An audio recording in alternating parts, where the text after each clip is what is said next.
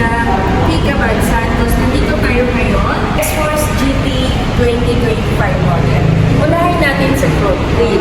Unahin natin newly designed dynamic front wheel for tougher appearance and dynamic shell design. And then yung headlights and DRL natin ang position lights and fog lights is naka-LED na.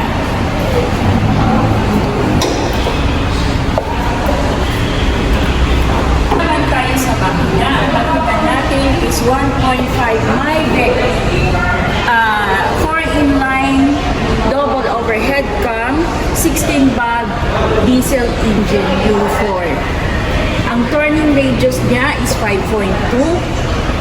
And then, yung torque niya is 141 RPM at 141 Newton meter at 6,000 RPM. And then, yung horsepower niya is 104.5 horsepower at 6,000 RPM.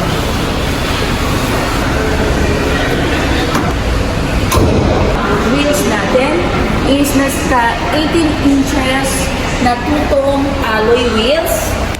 And then, yung spare tires niya is donut type.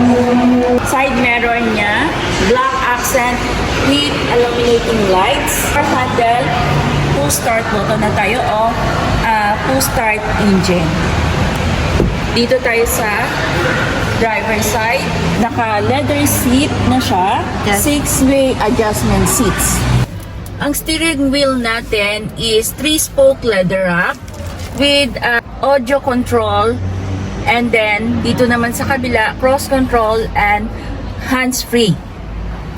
And then yung meter cluster natin is 8 inches na multimedia control and meter cluster control. All variant na po yan. GLS and GT. And then yung head units natin is naka 12.3 Apple CarPlay, WeBlink, and Android Auto. Naka-install na rin ang AM, FM dito, Bluetooth, USB, iPad, monolithic structure, multi-widget type home display, triple meter display, vehicle information display, wallpaper mode, watch mode, WeBlink, also equipped with speed compensated volume and equalizer. Yung sounds natin is dynamic sounds Yamaha Premium. So ang sounds type natin is signature, lively, powerful and relaxing. Ang aircon natin is naka dual zone auto climate control. May knee air vent tayo, and then naka Nano X tayo. Winds na naka Nano X na moisturize niya o nasasala niya ang air na pumapasok sa loob.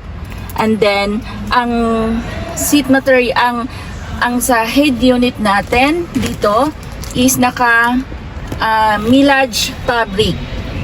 And then ito yung dashboard natin is naka inspired siya sa expander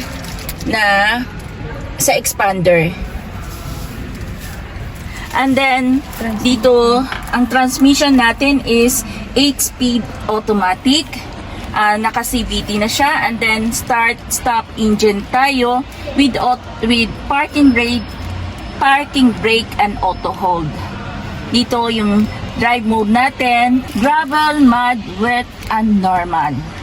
And then mayroon tayong center console na pwede tayo dito magpa-cool ng soft drinks natin. 4 na soft drinks natin, and then mayroon tayong cup holders dito. Then sa second row natin, capacity of 3 seaters to. Maximum of 5 seaters yung expander, X-Force natin ng GT. Naka-leather seat na siya. May aircon na po tayo, adjustment aircon, and then mayroon tayong USB port Dalawa na po yung USB port natin. Mayroon tayong spoiler, integrated third brake, and short springs po. And then ang roof natin is naka-black na po. So, two-tone yung color natin sa X-Force GT. And then, naka-install na rin po yung power tailgate natin sa X-Force GT. Yung rear lights natin, and then signal lights is naka-LED na rin. Dito, reflectorize na po tayo dito. Four sensor po tayo sa likod. May passenger driver side. So, yung yung glove box natin, malapad po. And then, dito, may illuminating lights tayo.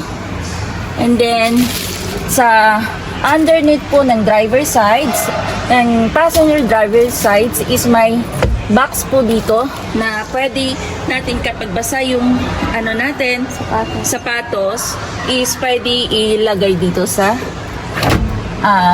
underneath tray natin. Ano po nagtatapos ang walk natin sa X-Force GT 2025.